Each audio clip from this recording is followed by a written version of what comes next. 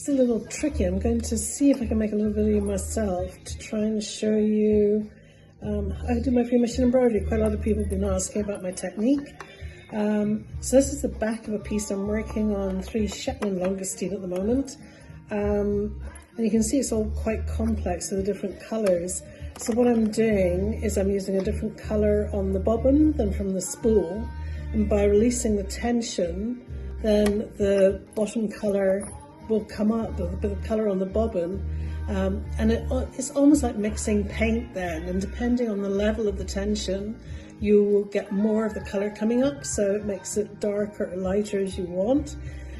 What's really important is, as you're working, to keep cutting the threads at the back every time you change, otherwise you get this massive tangled mess and it becomes really complex to work on. So that's the back of the piece of work.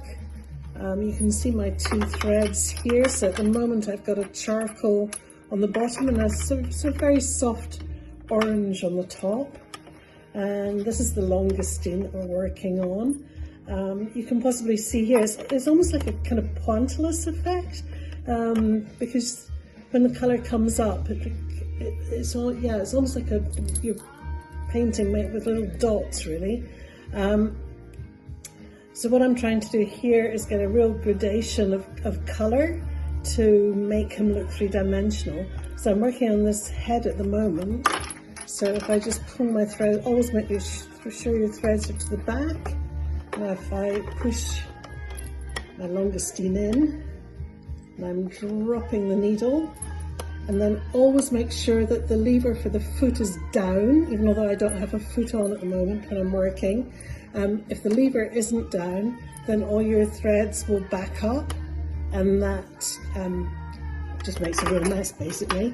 So I've got that down now. It's just quite tricky to show, but holding the fabric really firmly, hopefully you can just see the bottom colour coming up. I don't want too much dark there, so I'm now going to take the tension back to 4. And now we should see more of the orange coming through. There we go. You still get little specks of the charcoal coming, but that's okay. I want to try and get that effect. So there we go. That thread's actually starting to break now, which is very annoying. So I need to stop, lift the lever, take it out and cut it away.